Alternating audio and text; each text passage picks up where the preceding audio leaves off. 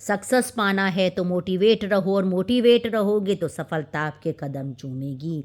राम मंदिर से आए चावलों से करेंगे 5 काम, घर में पधारेंगे प्रभु श्री राम। अयोध्या में 22 जनवरी को प्रभु श्री राम की प्राण प्रतिष्ठा होनी है। इसको लेकर तैयारियां अपने अंतिम चरण में हैं। 22 जनवरी को प्रधानमंत्री नरेंद्र मोदी भव्य समारोह में प्रभु श्री राम की प्राण प्रतिष्ठा मंदिर में करेंगे। इस दिन का साक्षी बनने के लिए देश दुनिया से हजारों लोग अयोध्या नगरी में पहुंच रहे हैं। इस दिन को उत्साह से मनाने और अयोध्या आने के लिए गांव-गांव, घर-घर जाकर खास खास अंदाज में न्योता भेजा जा रहा है। भगवान राम 500 वर्षों के वनवास के बाद अपने घर में लौट रहे हैं। ऐसे घर में घर घर जाकर हिंदुओं से कहा जा रहा है कि प्राण प्रतिष्ठा वाले दिन अपने आसपास के मंदिर में पहुंचें और वहीं से इस कार्यक्रम का हिस्सा बने। अक्षत के साथ ट्रस्ट द्वारा भेजा गया संदेश भी लोगों को दिया जा रहा है। साथ ही राम मंदिर की तस्वीर है जिसे घर में लगाने के लिए कहा गया है।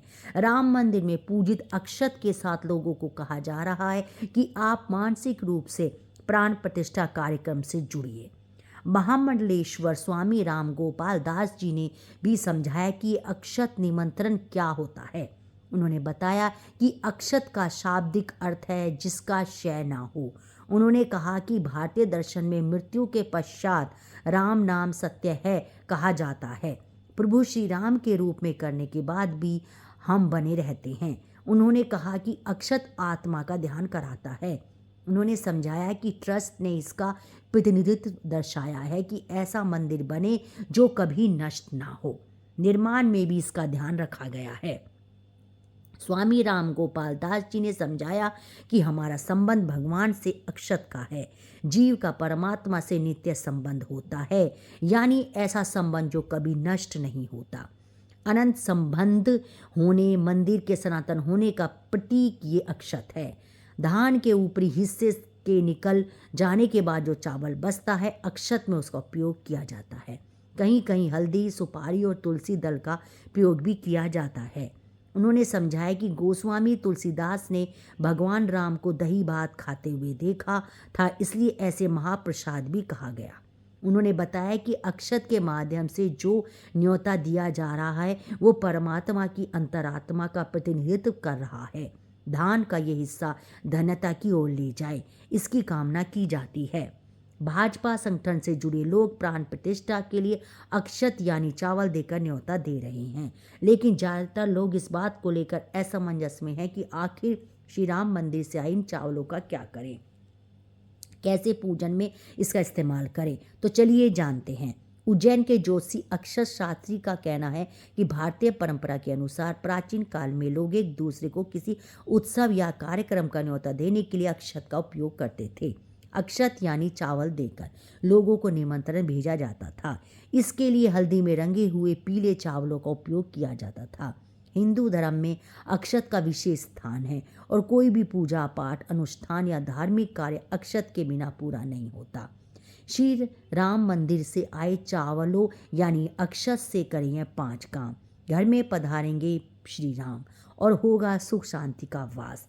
धन प्राप्ति के लिए हिंदू धर्म में अक्षत के बिना कोई भी पूजा पाठ, अनुष्ठान संपन्न नहीं होता। चावल देवताओं का अन्न है। राम मंदिर से आए पीले चावल को आप लाल कपड़े में बांधकर तिजोरी में रख सकते हैं। शास्त्रों के अनुसार ऐसा करने से मंगल और चंद्र दोनों सक्रिय होकर लक्ष्मी योग का निर्माण करेंगे। इससे घर में खुशियां आएंगी। चावल शुक्र ग्रह का प्रतिनिधित्व करता है जो धन का कारक है। ऐसे इन पूजित चावलों को धन के स्थान पर रखना धन प्राप्ति की राह आसान बनाने में मदद करेंगे। प्रभु श्री राम घर में पधारेंगे। नंबर 2, मांगलिक कार्य में इस्तेमाल। भगवान राम के प्राण प्रतिष्ठा के न्योता के रूप में मिले चावलों को बहुत शुभ माना जाता है। किसी भी शुभ कार्य से पहले इन चावलों को मस्तक पर लगाकर तिलक करें, इससे कार्य में बाधा नहीं आएगी। नंबर 3, खीर का भोग। भगवान राम के प्राण प्रतिष्ठा के दिन खीर में भी इसका उपयोग कर सकते हैं। भगवान राम को भोग लगाने के बाद पूरे परिवार प्रसाद के रूप में ग्रहण कर सकते हैं और दूसरों को भी प्रसाद के रूप में दे सकते हैं। ऐसा करने से घर में सुख समृद्धि बनी रहेगी और परिवार में मिठास बनी रहेगी। नई दुल्हन। नंबर 4, नई दुल्हन अपनी पहली रसोई में इन चावलों का प्रयोग कर सकती है। मान्यता है कि इसमें माँ अन्नपूर्णा घर में वास करती है और रिश्ते मजबूत होते हैं। नंबर 5, बेटी की शादी में दान। घर में बेटी की शादी है तो उसे ये चावल भेंट स्वरूप में दे सकते हैं। इससे घर में बरकत आती है, ससुराल और मायका दोनों सुख समृद्धि से परिपूर्ण रहता है।